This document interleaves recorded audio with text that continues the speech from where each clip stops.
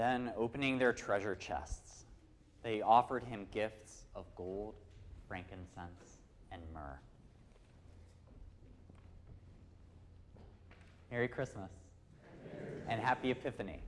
This is the culmination of the Christmas season. Today is the end of those sacred 12 days, this season of the incarnation when we celebrate Christ being born in Bethlehem as a child in a stable to Mary and Joseph. And today is the day that the church, at least in the West, holds that the Magi, the wise men from the East, the 3 kings, the 12 kings in some traditions, or the many kings. It's ambiguous. But they brought gifts to the Christ child. They set out from their homes far in the East, whether that was Persia or Arabia or Babylon, and they made the trek across the desert, riding on camels, marching by foot, accompanied maybe just themselves or with a coterie of servants and attendants, a whole host of people curious about the star that arose in the east, that directed them to Jerusalem, that heralded a king born to Israel. They set out on their journey expecting to find a king, a child who is born in royal circumstances, maybe draped in fine purple, laying on plush pillows. But that's not what they found. Instead, they made their way to Bethlehem after stopping and talking to Herod. They made their way to a humble stable, where maybe by this point Mary and Joseph had been upgraded to a house nearby. But regardless of where they found them, it was certainly not the royal circumstances that they expected the King of Israel to be born into. Instead, these wise men from the East, these people of status and privilege and power and authority, these revered figures, stepped into an ordinary home or a lowly stable and encountered a young teenage mother and her carpenter husband in a completely ordinary setting. Just another village home in Bethlehem or a simple stable. And they approached the child that was born there, nothing to show them that this was a king, no signifiers of royalty, no regalia, no pomp, no circumstance. And yet they recognized that that is the place where the star had led them to. That is where where God had drawn them to that day. They recognized that before them sat a king. This child who was somehow a human being and yet somehow God, in whom God was especially present, through whom grace was reaching out to them, was drawing them onward from their places that they came from far away. And so they knelt before him and they offered him their gifts. I think this whole season of Christmas invites us to reflect on where we encounter Christ. How has Jesus Christ been born into our lives? Where are the places that we encounter him within ourselves, in our communities, in strangers that we meet on the street, in the world all around us?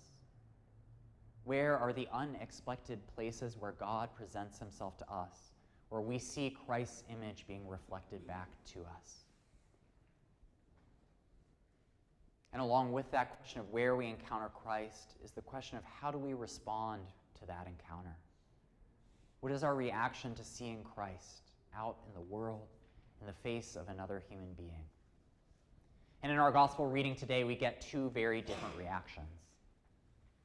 On one hand, we have King Herod, who is the sort of king appointed by Rome, more of like a governor or a bureaucrat, a functionary appointed to oversee the Jewish people, to maintain the peace between the people of Israel and their Roman imperial authorities. The sort of go-between who is able to enrich himself off of this arrangement, being in the pocket of the empire and claiming authority over his own people.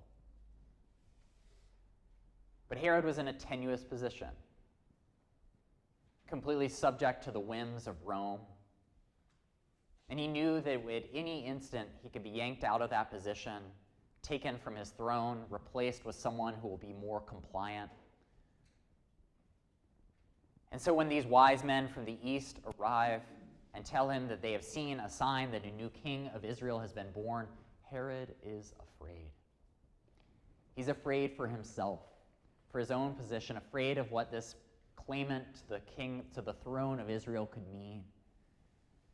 That he could someday challenge Herod's own power, that he could somehow upset the tenuous peace between Rome and Israel and lead to the demise of Herod's authority. And so he tells the wise men to go and find the child and let him know so that he can take care of things. He can eliminate this claimant to the throne. He can keep the peace so that he can keep the people under subjection, keep them compliant, and keep his own status. His actions are taken out of fear. Fear of encountering God in a new way, fear of what this child, this Messiah might be, fear of upsetting the sort of uneasy balance that he and the people of Israel exist in, fear of something new coming into the world.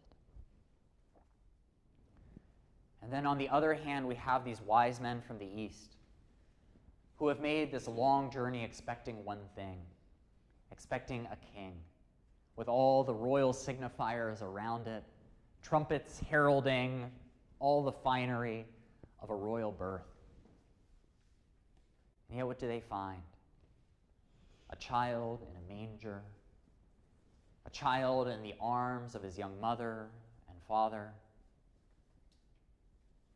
a child in an ordinary home in an ordinary Jewish village, surrounded by ordinary people and ordinary animals, with parents desperate to get some sleep, or maybe that's just projection on my part. None of the pomp and circumstance they may have expected.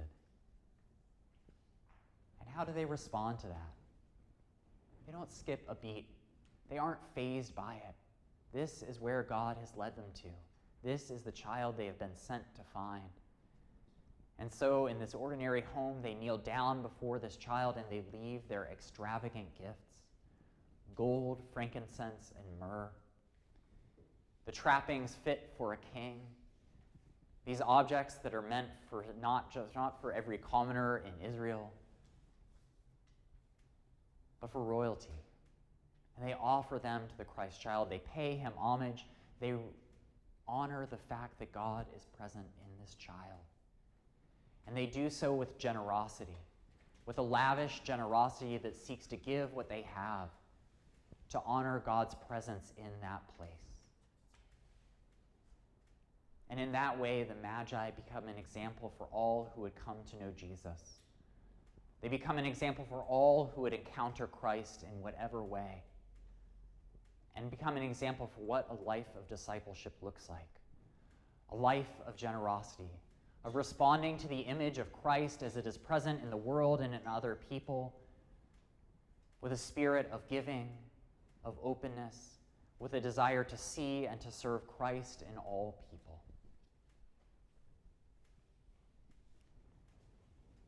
In the pageant which we experience today, we saw the children enact this arrival of the kings to the Christ child, to the manger, to lay their gifts before him and to honor him.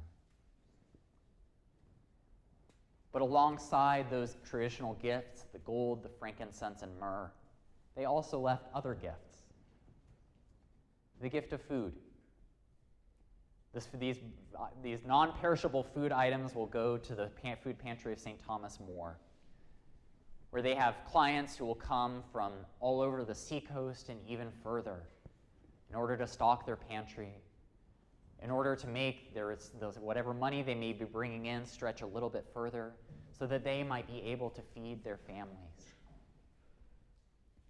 It will go to do the work of the gospel, to feed the hungry, to clothe the naked, to shelter the homeless, to free the oppressed, to set the captive free. That is the work of the gospel. That is the work that Jesus calls us to encounter him present in other people, in all who stand in need, whether in need of food, in need of comfort, in need of a home, in need of shelter, in need of clothing, in need of the God's promise of liberation. That is the work that the Magi, that they model for us. The sort of generosity that seeks to give and to meet the needs of Christ wherever we encounter him. That is what these baskets of food represent. One of the ways in which we can meet the very real needs of our neighbors. The ways that we can respond not with fear over what is new or unexpected, but with generosity, with a willingness to give of our own resources, to give what we have in order to serve Christ present in each human being that we come across. That is the work of Christmas. I want to offer this poem by Howard Thurman, who was writing in the 30s and 40s. He was an Episcopal priest and an African American. He was a major influence on the Reverend Dr. Martin Luther King Jr.'s own theological understanding and his own struggle for justice. And Howard Thurman, he was also a poet, and he wrote this poem called The Work of Christmas.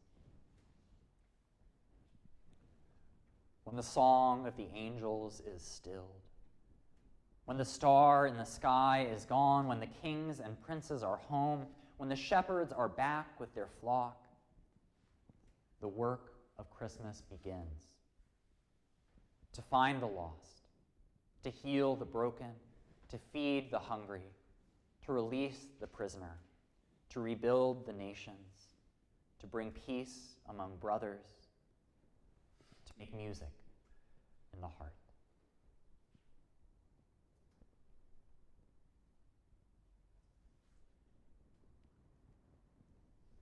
So as we gather, as the Magi did, under the star and before Christ, may we take forth with us this charge to do the work of Christmas, to meet Christ in every person who stands in need, and to respond to that need with generosity, with a willingness to give, with a willingness to honor, to serve, and to pay homage to Christ wherever we find him. May we do the work of Christmas. Amen.